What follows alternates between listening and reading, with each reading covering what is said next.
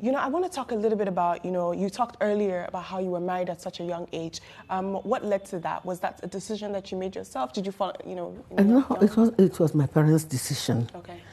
I come from a polygamous family where my mother's mate, the daughter gets married, and my mother wants her own daughter to get married.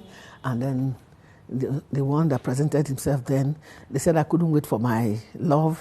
Then, I was forced into marriage. That's it. Yeah. And what was the experience like being married so young? It was horrible. But our own time was a time where you don't have to decide who marries you.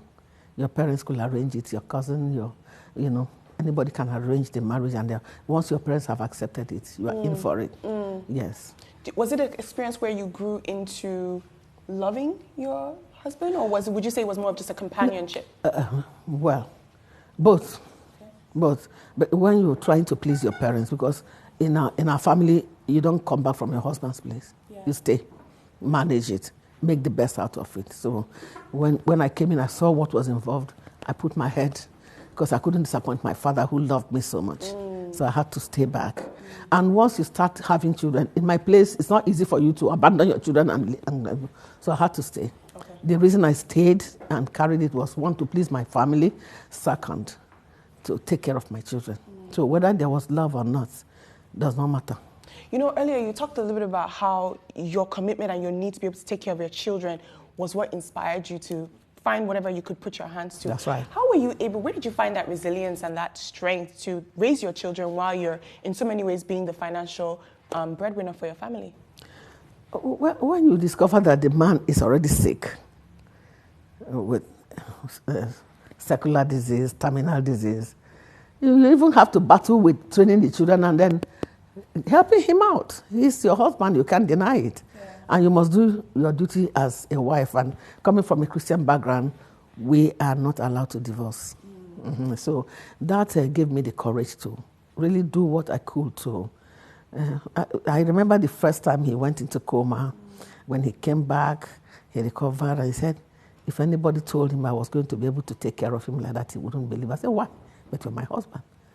So everybody thought I was going to, at a time, bust out and say, I'm done with this. But I couldn't, because I have my family to protect, and I have my children to take care of. It's interesting because I'm listening to you, there's a very different sense of duty that I feel like my generation has now. What are your thoughts on the way marriages are appearing to seem? Do you feel like there's some room for change, or do you prefer this new generation where people have their own agency to pick and choose how they marry? That is not marriage for me. That is just relationship that could be broken anytime. But for me, marriage is forever, till death do us part. And I don't care what I meet in it. And that's the way I brought up my children, and that's what I'm looking out for.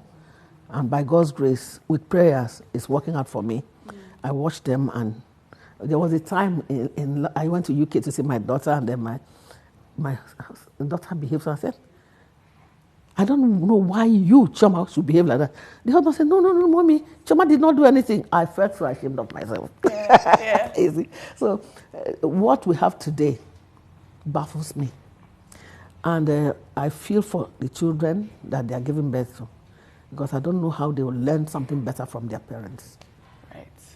So we are praying for this generation and the generation to come. That is our duty as good mothers, to pray for them, because without our prayers, what you see today is a child's play.